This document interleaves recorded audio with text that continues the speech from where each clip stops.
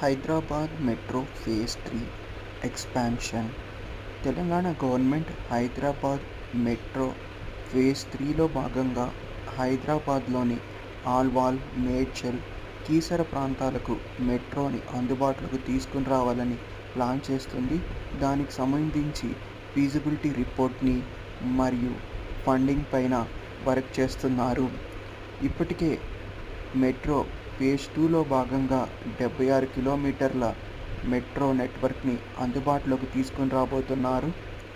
దానికి సంబంధించిన పనులు వచ్చే సంవత్సరం మొదలవబోతున్నాయి.